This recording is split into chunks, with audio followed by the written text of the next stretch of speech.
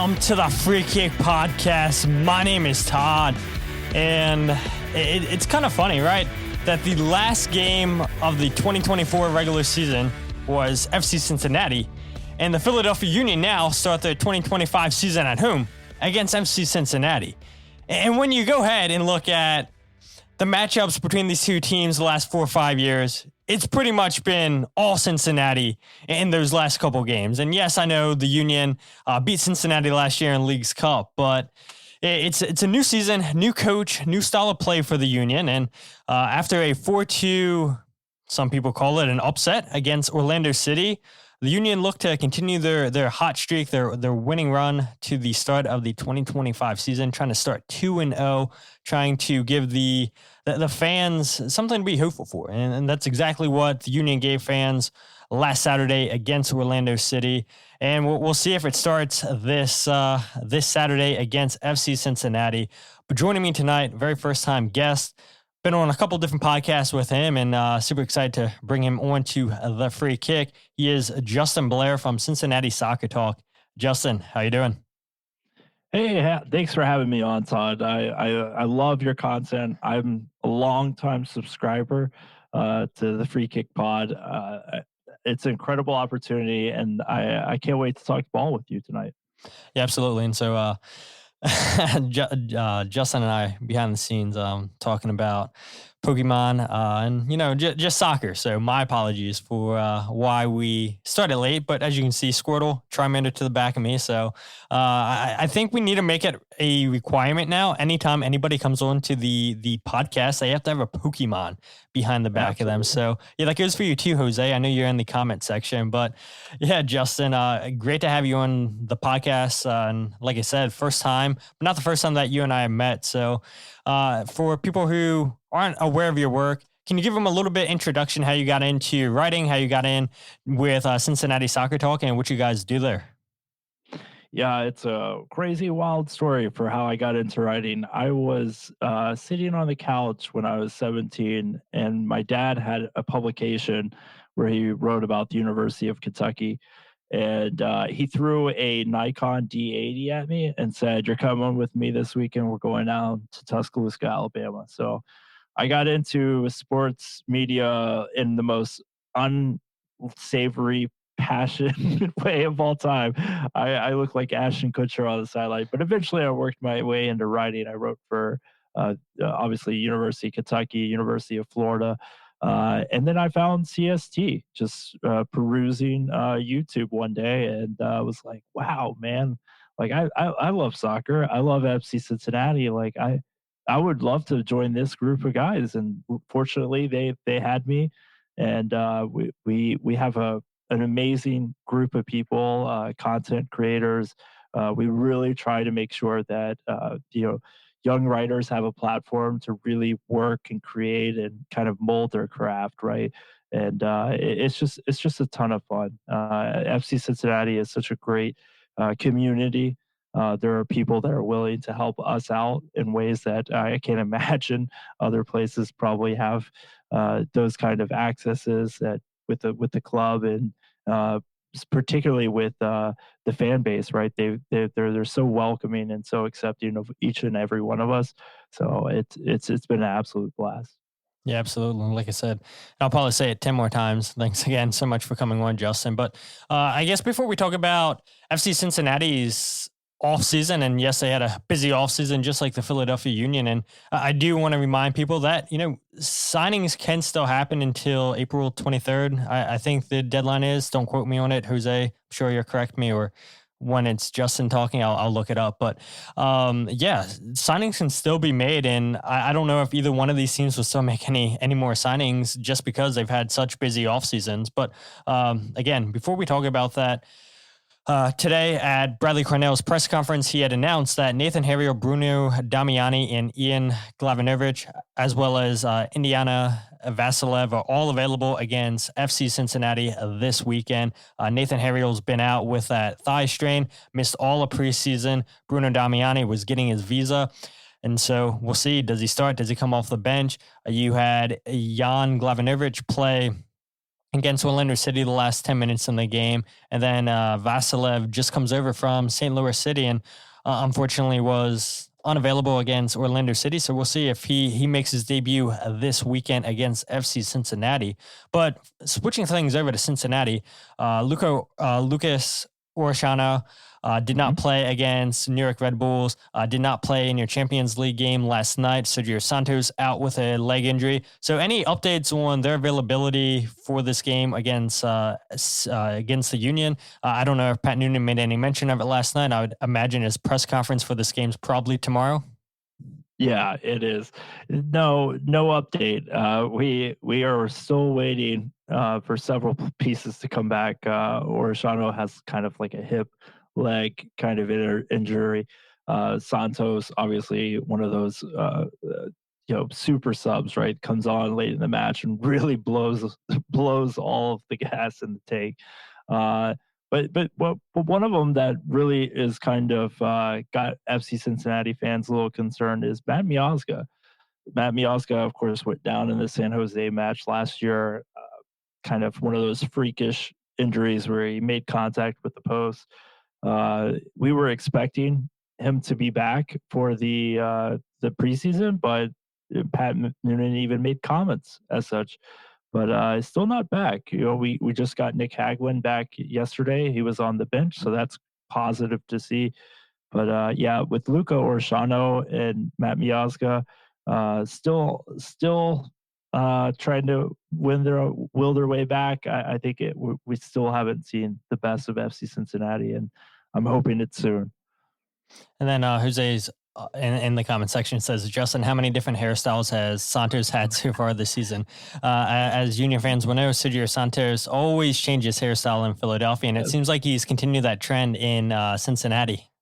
I particularly love the, it was almost like the guy from Spider-Man, right? Like it had like the tiger stripes in it. I think Osborn or whatever, the Green Goblin or whatever. Yeah, he's such a fun character though, man. He's probably one of the few players that I absolutely have a pleasure talking to in the press conferences, stuff like that. Santos is definitely one of one. Yeah, Sergio always one of the social media team's favorite people here in Philadelphia, just because he'd always give you good content. So I know players in that locker room were pretty upset once the trade became official a couple of years ago, as he was a well-liked guy in the locker room. And I'd imagine it's still the same case in Cincinnati, where it just seems like he's a guy full of a huge personality, and he's a character and gets along with everybody, from what I observed here in Philadelphia, and I'm sure that's continued in Cincinnati.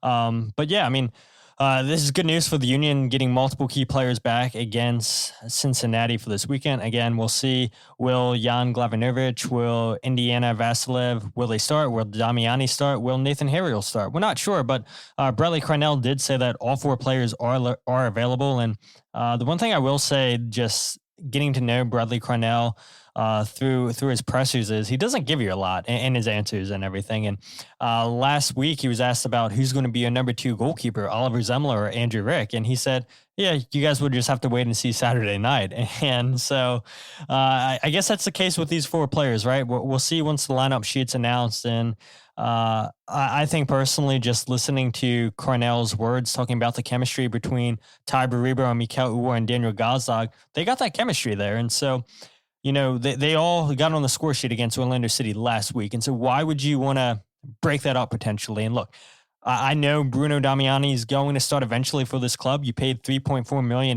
for him. How do you leave a guy like that on the bench? But again, you ride your hot hand, and all 3 of those guys have the chemistry. They all scored. And so I would not be surprised if we see Ty Baribo and Mikel Uwer leading the line for the Union. But yeah, for Cincinnati, it seems like the Union could potentially be catching them at a good time, just coming off of their Champions Cup match on Wednesday night. And Bradley Carnell had also mentioned, there's no excuses for load management and everything this time in the season. And I think I have a clip that we'll play later on the show where he mentioned that. But yeah, it should be an intriguing matchup, regardless if Sergio Santos or a Luca Orellano plays in this match, because Cincinnati have been super, super busy this offseason, bringing in somebody like an Evander, Kevin Denkey, Gilberto Flores, Lucas Engel, Lucho Acosta, Kevin Kelsey, Yamil Assad, Ian Murphy, and Tridosi all sold or traded away this offseason. But the two big players right there, Kevin Denkey from Belgium and then Evander from Portland, just two really, really, really solid players. Denkey, correct me if I'm wrong, $18 million Cincinnati paid for him, and then Atlanta go out there and break that with Latte Lot. Yeah, it was kind of bittersweet. It was like, yes, we did it. The small market team has rise to the top, the cream of the crop, and then of course the team that consistently gets right around $1 million valuation just comes in, just off their blink, just throws money down, and it's good to see though, right? I don't want to see teams in the MLS. I know FC Cincinnati at some point, right? It's going to catch up to them, but for right now, like I want to see this league grow, and I'm so happy that they're growing with it. But yes, Kevin Denkey is one of those players. One of our colleagues, Josh Dye, over at Cincinnati Soccer Talk, he said that this guy probably tripled, quadrupled his value just in these first 3 games. Right? Like he is. Like I know Philadelphia fans can recognize this young Philadelphia native, but Kobe Bryant, right? A player that is just locked in, 100% focused commitment to it. He's not somebody that isolates himself. He's a guy that's willing to grow, learn, teach the new guys. But I mean, he like one of his like part of like choosing FC Cincinnati and where he was going to stay and stuff like that was, could he bring his sauna? Could he bring his gym? Could he set up his gym in his new house? I mean, this guy is 100% ball all the time. And for FC Cincinnati, where we've had strikers that may have not been quite all ball all the time, I'm looking at you, Aaron Bupenza. It is a breath of fresh air. Finally, that we have a player like that is 100% committed. And I mean, you can see it when the ball touches his feet. It's magic. He can use both his feet. He's fantastic in short spaces. His physicality, his footwork, it's just second to none. I mean, top 10 goal scorer in Europe. I think FC Cincinnati hit a home run with him. And you look at his time in Belgium, 66 goals, 21 assisted in 152 games, 3 goals in his last 3 games for Cincinnati. And Brelly Carnell was asked about Evander and in particularly Denkey, what the film shows on him and just what the Union can expect out of him. And this is what Brelly Carnell had to say at his press conference. He's strong. He's explosive. He can, he does put you under pressure as well, so he can press, he can repress, he comes back in the game. And then, the biggest danger is when we have the ball and we lose it, right? If we're not on top of our principles, and they find Evander finds Denkey running in behind, then it becomes a problem, right? When you allow him space to run in onto, and he's very physical, he's very direct, they play very direct through the middle. That's going to be our main objective, is to stop Denkey. So Justin, agree with Bradley Carnell's assessment there? I think it's very fair. I think some of the best goals he's had, or one of his best goals this season, we just watched it yesterday, was just being able to get open on those transition moments, right? He was able to, Brian Onunga was able to pick up a ball off of a press, get it over to Corey Baird. Corey Baird found, Denkey runs into the space and makes passes easy for it. And I just cannot stress enough how frustrating it's been in FC Cincinnati with nines. Jurgen Locadia, Yaya Kubo was a 9 at one time, a DP 9 for FC Cincinnati. You had Aaron Bupenza. Brenner took quite a while to come along. So to have a guy that's just showing that acclimate, that much like Philadelphia fans can recognize when Julian Carranza was with you guys, it's just a breath of fresh air to watch somebody that's that good at his position. So I think Carnell is onto it there. Yeah, 24 years old and a player that looked like he was just too good for Club Brugge in Belgium. And I think there was rumors that he would go to a top league in Europe. And then here comes Cincinnati with an offer that was too good to turn down. And Cincinnati looks like they finally found the number 9. And at times last year, Kevin Kelsey looked like he could potentially be that guy. Yes, he was on loan, and Cincinnati, I believe, just couldn't find a price that they felt comfortable with, and so then traded his rights to Portland, and now he's with Portland Timbers. But Evander is a player that they got from Portland Timbers, and this guy had potentially an MVP type season last year, 15 goals, 15 assists in 28 MLS games last season. And you look at his time with Portland Timbers, 26 goals, 22 assists in 61 games. And yeah, like I said, I mean, put up MVP numbers last year, and 1 goal, 1 assist already in 3 games with Cincinnati. And as much as it hurts losing a Lucho Acosta, a club legend, I mean, you replace him essentially with somebody that's younger, a player that has a higher market value. Because let's face it, right? If he puts up numbers like he did with Portland this season with Cincinnati, there could be the potential that he's gone, right? I mean, he's still young enough to go back to Europe, and Cincinnati fans may not want to hear that. But look, if Cincinnati got an offer of $24 million, they paid $12 million, I believe, from Portland, there's no way Chris Albright turns that down. And so, I mean, you add a striker that's going to put the ball in the back of the net like Denkey. We know that Evander can also score, but he's also going to be that playmaker. And so you get younger in terms of bringing Evander in the club and letting Lucho go to FC Dallas. Yeah, I 100% agree with you. And you have to remember that Lucho Acosta, for all the amazing things he's done for our club, right?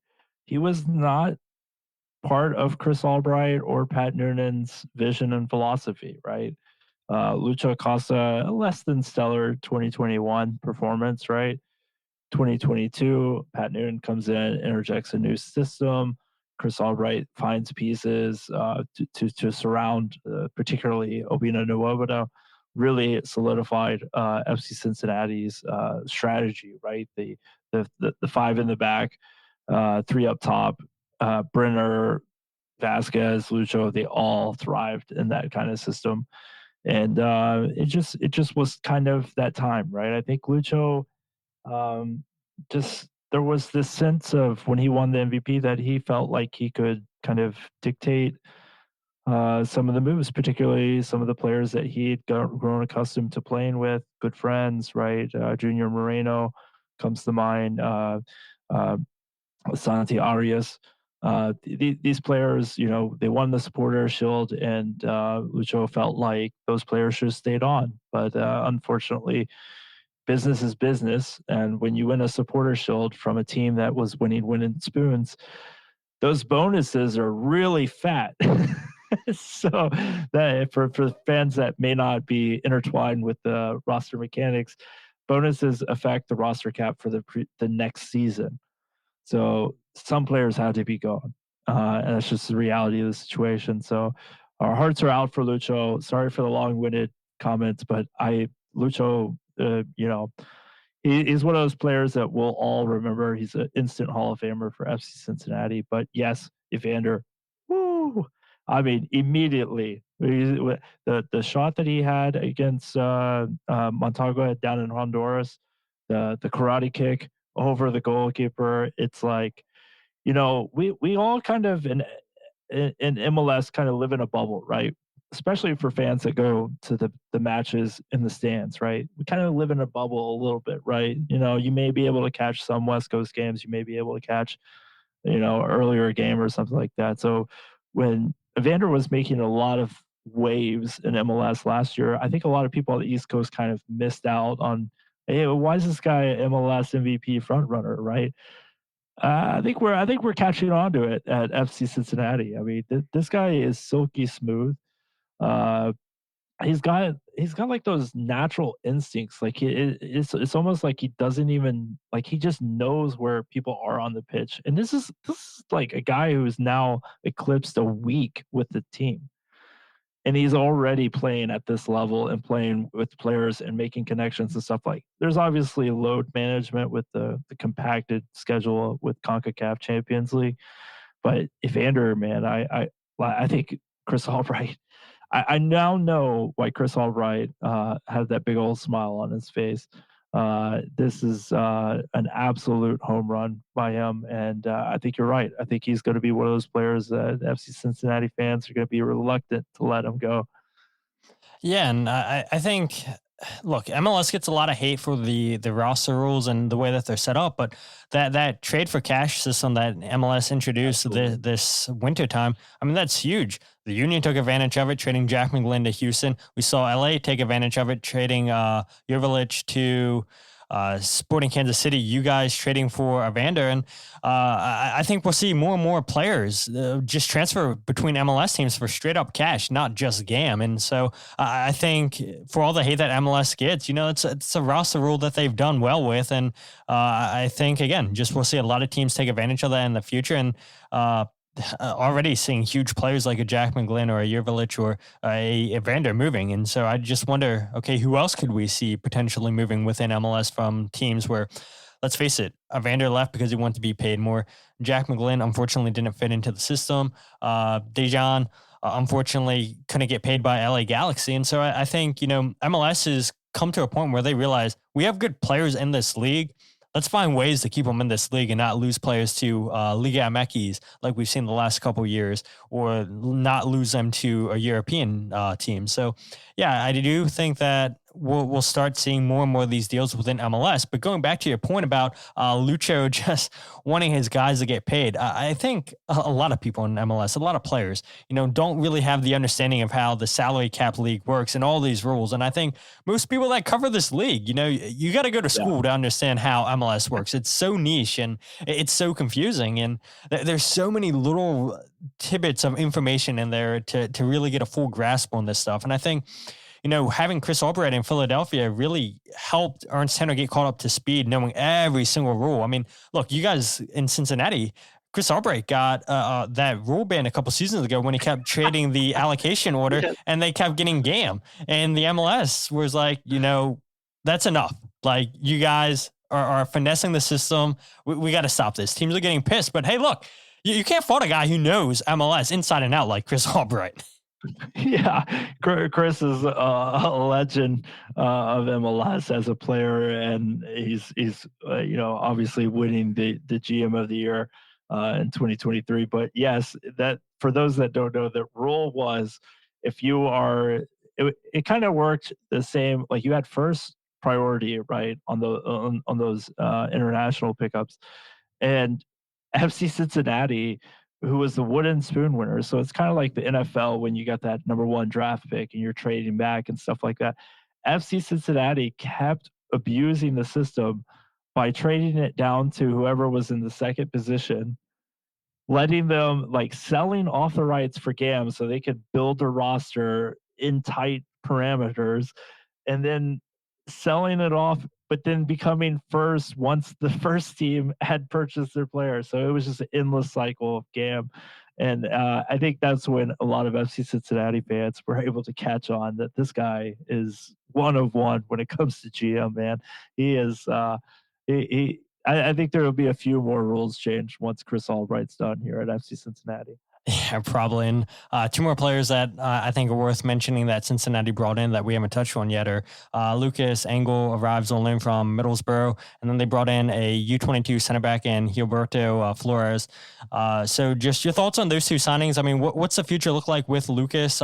Expected, I guess. I mean, he's on loan here from Middlesbrough, so you might as well play him. I mean, I would imagine that the idea is to play him. I mean, he's on loan, and I'm sure Pat Noonan and Chris Albright want to see exactly what they have. And then Gilberto coming in here essentially replaces Ian Murphy and Chidozie that both got traded to Colorado Rapids in the offseason. Yeah, so I'll start with Lucas. Lucas is a player that that comes in as one of our first. I don't want to call him just a left back because he's not, and he's not quite a left wing back either, right? But we've had two exceptional left wing backs in a row with Alvaro Barriel and then right on to Luca Orellano, right? Now, Orellano has progressed up to the natural position of the winger, right up there alongside Denkey and Evander when he comes back. So FC Cincinnati went with a role of, hey, instead of compromising flying up pitch and stuff like that, we think we got to figure it out on our attacking three. So let's go with somebody who's got a little bit more defensive prowess, somebody who we can trust, because a big problem for FC Cincinnati was progressing the ball past midfield from the sides. It just was a pain to watch. The Red Bulls knew how to trick us. The Orlando City was able to get, because we all know Yedlin likes to fly up the pitch. Luca Orellano, obviously, as an attacking player, wants to fly up the pitch. It just took an immense amount of time for us to progress the ball. It's where we got in dangerous positions. So it was great for them to identify that. As far as like Chidozie Waziam was a good player for FC Cincinnati, but like, let's just call a spade by a spade. Chidozie, for all his acumen, was a band-aid for a very difficult situation with losing Matt Miazga and Nick Haglund like within a week from each other, right? Miles Robinson was still playing with the USMNT during the international competitions. So FC Cincinnati had to figure something out in a very quick situation. They also, one of the first U22 MLS Super Draft players that we picked up under the new administration was Ian Murphy, and Ian Murphy's played a ton of games for FC Cincinnati, so created a lot of value. Ended up getting $1 million in GAM for that, but Gilberto Flores came in. I think this is a tell for you, right? Pat is all about earning that respect for the team. He put Flores in at center in the 3-man back line last night. So I think that Gilberto has already established himself as one of those players that's going to be a regular rotation, even when Matt comes back and we get Miles Robinson in his natural position. Yeah, so I mean, Pat Noonan, Chris Albright, I mean, it's amazing just seeing the last few years that Cincinnati have had since they've hired both of these guys. And more times than not, it seems like Chris Albright hits on pretty much any of these signings, whether it be trades or straight up sales and transfers. So before we move on to Cincinnati's hot start to the season, we talked about it a little bit with Evander and Denkey. Mark Kelkenberg asked here, are the boot beers still a thing at TQL? Oh, yeah, they definitely are. I got one right here, actually. The Das Boot. If you go to FC Cincinnati, I think it's like it's like $15 or something like that the first round you get, and then it's like a $8-9 refill. But Das Boot, let me tell you something though. The trick is not straight back. Don't do straight back. There's an air pocket in the toe here that will smell just a flood of water or of beer. Sorry, water for those younger folks. Yeah. Now you know. Now you know. So Union fans that are going out to TQL later in the season, heard it here first from Justin. So take his advice. Check it out. But FC Cincinnati starting the year off strong. 2 wins, 1 draw. Last night, 1-1 draw at TQL Stadium. Didn't really matter for them because they're already going through. They won 4-1 down in Honduras, and maybe a little bit of a surprise to some fans to see Cincinnati go in a hostile environment and come away with 4 goals. But yeah, once they got those 4 away goals, I mean, it was pretty much game over from that point. Kevin Denkey scores the game-winning goal, the only goal against New York Red Bulls at Cincinnati's home opener. And this is a team that starts pretty hot under Pat Noonan. 5-0-2 in their first 7 games in MLS in 2023, and then 3-0-3 last season in the first 6 MLS games. So I guess my question to you, Justin, is why is this Cincinnati team the last couple of seasons start the year so hot off of Pat Noonan? That's difficult to say. I mean, the easy answer is system, right?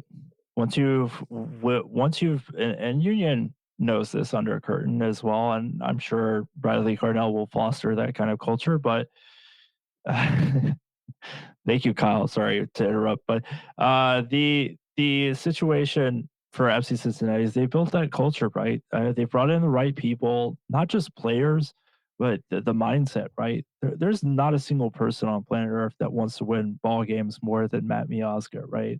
The fire, the passion, the coaching staff, Dom Kinnear, Kenny Arena. I mean, they're all super ultra competitors, right? So I think FC Cincinnati has built that established unit. The other thing is, like, they're a hard scout because in those 3 years, I don't think they've had very much continuity in roster, right? The core pieces are there. The winning recipe is there. Matt Miazga, Obina Nwobino, Roman Celentano. But as far as like all the revolving doors, it's really hard for people to come up to speed when you got somebody like Luca Orellano a year ago flying up the pitch, or Arias 2 seasons ago, and now you have Evander and Denkey running down your throat. So it's kind of a hard scout for teams. And Jose brings up a good comment here. Garrison Draper, massive get for Cincy this offseason. If you do not know who he is, you should. So former athletic trainer in Philadelphia. So the connections continue to happen between Philadelphia and Cincinnati. And I think Union fans want to know, when are the Union going to get a player from Cincinnati? It could have been potentially Lucho Acosta, right? But they have a Daniel Gazdag. Maybe Union fans were going to be in the comment section saying, well, after he succeeds with Cincinnati, maybe Jay Sugarman should open up the pocketbook and get in Evander. Definitely not happening. But I mean, the connections between these teams are insane. And Jose had asked. Good. I'm sorry. Just real quickly, the Union too. Shout out to the Union too for giving us Stefan Chirillo too. Yeah, exactly. Awesome. Another former Union Academy player. I mean, it is insane. I mean, you think that Chris Albright knows the Philadelphia scene? Yeah, I wonder, right? And one thing. I mean, I know we're joking and whatnot, but the one thing that I thought about a couple seasons ago, right? If Quinn Sullivan didn't get a chance in Philadelphia, I could have potentially have seen a situation where Chris Albright would have hit up Ernst Tanner and said, hey, look, we're taking my nephew off your hands and Quinn Sullivan. And can you imagine a world if Quinn Sullivan's playing for Cincinnati and then somehow, some way, they wind up getting Kevin Sullivan too? I think the fan base in Philadelphia, I mean, they already melt down when they hear Ray Gaddis had signed for Cincinnati. But if you would have lost a Quinn Sullivan or a Kevin Sullivan to Cincinnati, my God, the fan base would be done for. Well, hey, like, come on, guys. Like, don't hate us too much. We got to, like, we were literally punching up just like a few years ago, just wishing and praying that we could be the Philadelphia Union. So it's all love around here. Yeah, I think, I mean, look, these two teams have played each other the last couple of years in preseason, and neither one of these teams have an issue showing their games when they play in preseason against each other. They always seem to want to play 120 minutes against each other. They did it again this offseason. And yeah, it's just a really special connection between the front offices. And then obviously when you had Jim Curtin here, Curtin's relationship with Pat Noonan, Chris Albright, everybody knows about that. And even though Jim's not here, I mean, you still see the strong connection between the two sides. And I'm sure after the final whistle on Saturday night in Chester, you'll see, assuming Sergio Santos goes there, you see a lot of hugs between the Union players and Sergio, and Elvis Powell too, I'm sure, with Andre Blake. So yeah, the connections are definitely strong, and it's a good segue into one of the final topics of tonight is, the last few meetings between these two teams. And when you look at it, the Union 5-4-3 record in 12 MLS games against these two sides in MLS play. But it's really been Cincinnati recently, where Cincinnati's won the last 4 out of 5. And yes, I started the intro with I'm aware of what the Union did at TQL Stadium last year in Leagues Cup, 4-2 win. I'm aware of it.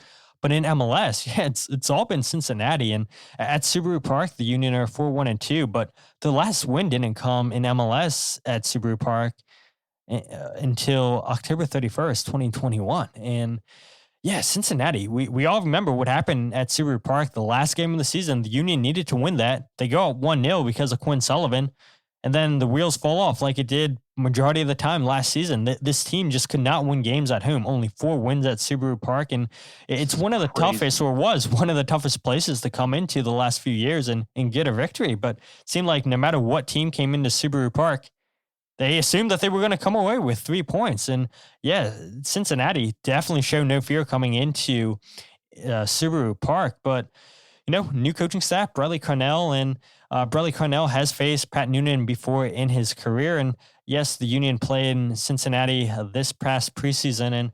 And Kyle, who's in the chat, actually asked a pretty decent question to Bradley Carnell, asking about, in all your meetings against Pat, what have you noticed in his teams? And this is what Bradley Carnell had to say about Pat Noonan.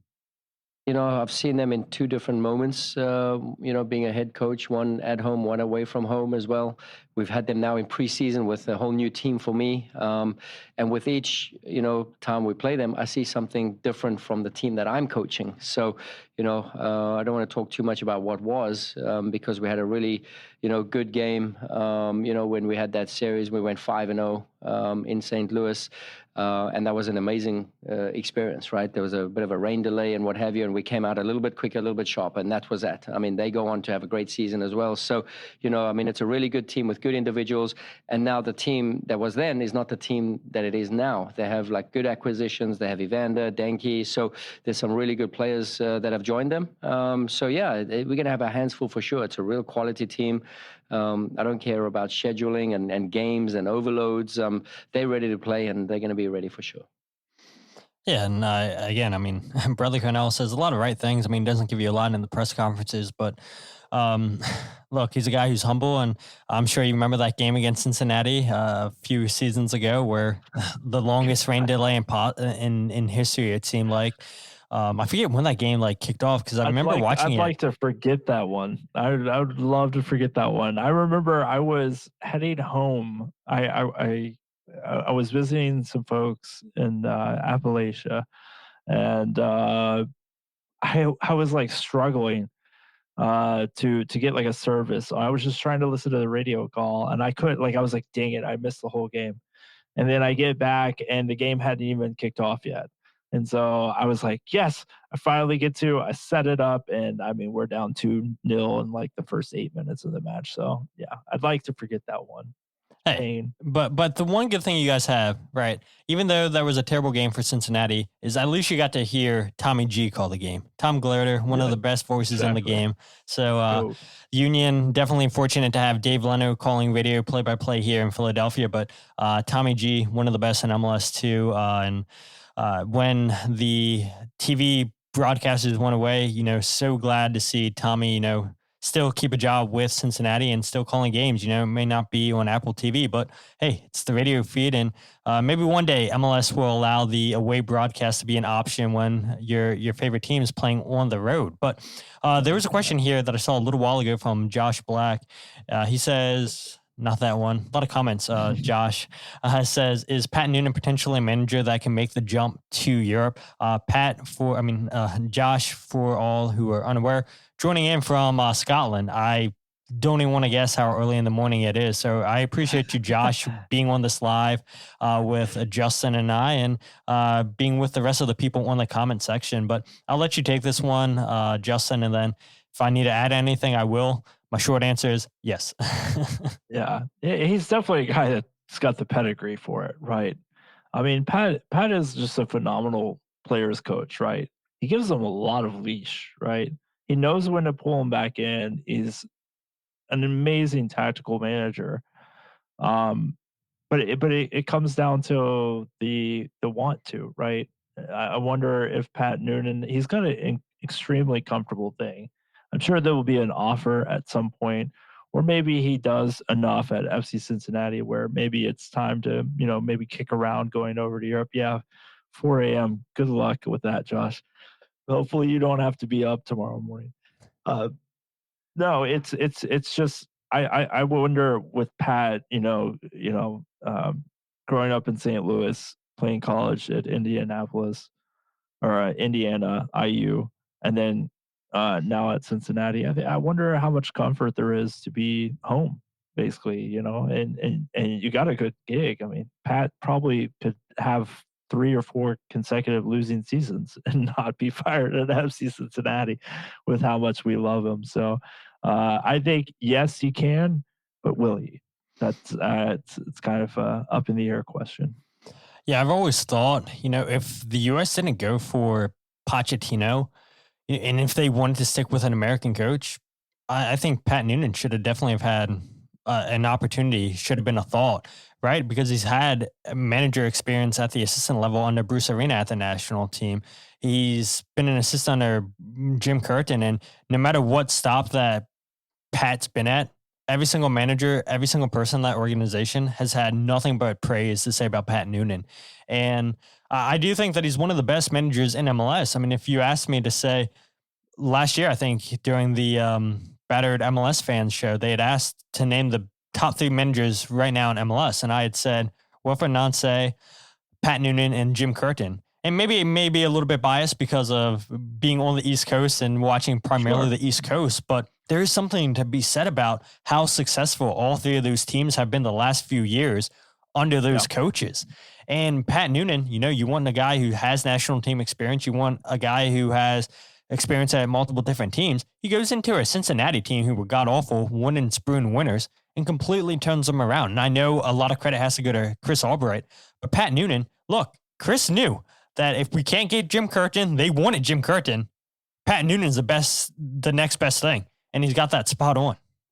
It's an absolute home run. I mean, the 2022 season, and that's the one where St. Louis whipped us up pretty good. It started off with an absolute whimper, with a horrific loss to Austin FC. So we had a lot of lumps there in the beginning. But yeah, I think Noonan has well established himself, and it doesn't hurt to have a guy like Dom Kinnear, who's won MLS Cup as a manager on your bench. And then, of course, Kennedy Arena. It's like obviously good friends with Pat under the Bruce Arena days. And Kennedy is a wonderful mind. He's a fantastic person, an even better coach. I mean, he's just incredible.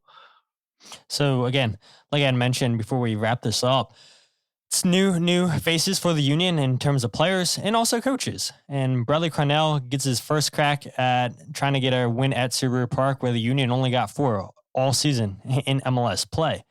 But the one thing that you notice with FC Cincinnati, and I know they got the 1-0 win over New York Red Bulls last weekend, they've struggled under teams that play a Red Bull style of play. They struggled against St. Louis under Bradley Carnell, and yes, I know that long rain delay plays a big effect.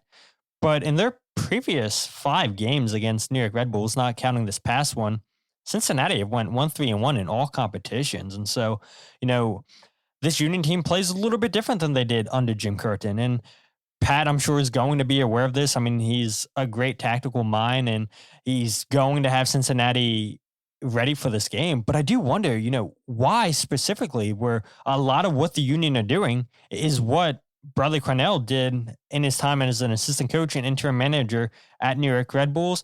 Then with Cincinnati, he took a lot of that philosophy with him to St. Louis, and now he's brought that to the Union. And so I do wonder why Cincinnati struggled with teams that play a Red Bull high press style of play. Yeah, it goes into, okay, so how do you construct a roster, right? So DPs, right? How many DPs are center backs? Hardly any. Hardly any, yeah. How many of those are defensive midfielders? Right? Hardly any. Exactly. So cut off the head of the snake. So I think that's why Red Bulls, Oscar Pereira down in Orlando City have had a lot of success with cutting it off at midfield, saying this is where we're drawing the line. If you progress the ball behind us, then we'll deal with that. But for the most part, we're going after you right away. And FC Cincinnati, for all it's worth, just have not been able. They were so heavily reliant on getting the ball to Lucho Acosta in the previous years that Lucho isn't the most fastest, quickest. I mean, he was dynamic and shifty, but he was not a player that was going to be a burner over the top. So we had to build up from the back, play it in slow to the midfield, and then it was just a trap. So I'd like to think that we've solved that problem, but obviously we have some rotated pieces on our back line. So press might be a little bit dicey. It got a little dicey against the Red Bull again. There was a couple, moments where you're just like, back passes to the goalkeeper. That's interesting. So I think it'd be interesting to see. I think Philadelphia, just look up and down their roster. I think they're it just still blows my mind how a Philadelphia Union can operate the way they do on the budget that they spend, right? It's just they have so many successful pieces. They lost some players like Jack McGlynn. Like I thought, I mean, it's a 1 game sample size, and I may be horribly wrong in a couple weeks, but I kind of felt like Philadelphia would just kind of roll over, but not because of Bradley Carnell, but just because of the so much rotation with Martinez being gone last year, you having Carranza gone. I'm such a big fan of Jack McGlynn, but I could not believe that they just went down there to Oscar's house and just absolutely throttled him with 4 goals. I mean, that has to be stated. Like, no one scores 4 goals on Orlando City, and the Union just punched them in the face. So I'm interested to see. I'm kind of nervous about this weekend's matchup. I'd be lying if I wasn't, regardless of the CONCACAF Champions League. Yeah, so Michael chimes in here, says, I'm actually kind of happy we have Carnell with us for Cincy. Jim is great and all, but I feel like he, meaning Pat Noonan, had a playbook on us. And yeah, I mean, Pat Noonan, being a former assistant under Jim Curtin, definitely knew those players inside and out, definitely knew how Jim Curtin wanted to play. And I did get the feeling that Jim had lost his right-hand man in Pat Noonan, where a big part of the tactical shiftiness that the Union did under his time with Jim Curtin. And yeah, Pat Noonan seemed not to lose that often to Jim Curtin, this Philadelphia Union squad. People in the comment sections, let me know what you think what the score prediction is going to be for this Saturday against Cincinnati. I know Lexi said earlier in the episode, said 3-1 Union on Saturday. Justin, have a prediction for this game? Don't want to? Doesn't matter to me. I do, and I for folks that may not know this, I just got done wrapping up our recording, and the last comment was prediction, and it's probably not going to go over well on that drive to work tomorrow. But I've predicted a 2-1 defeat for FC Cincinnati, 2-1 win for Philadelphia. I just think that FC Cincinnati is going to try to slow the pace of this game, based on the rotations that happened on Wednesday night, and then Tigres on the other side. And Tuesday, I think FC Cincinnati rested quite a bit of their defensive players, trying to prepare for this match. And I think this might be a game where we might see FC Cincinnati kind of get a little bit humbled, right? A little, Chester. For all of what happened last year, is not an easy place to win. Subaru Park is insane. The Sons of Ben are crazy. It's a place that teams fear going to, and I think that the team that they got cooking right now, I think they're going to reestablish that. So I'm going 2-1. What about you, Todd? I'm going 2-2. I think it's going to be a draw. I don't know. I can't rule out somebody like an Evander, a Denkey, in tip-top form. And that's crazy to say 3 games into the season, but it seems like these guys haven't missed a beat. It seems like they've been playing 6 months while everybody else is just starting their season.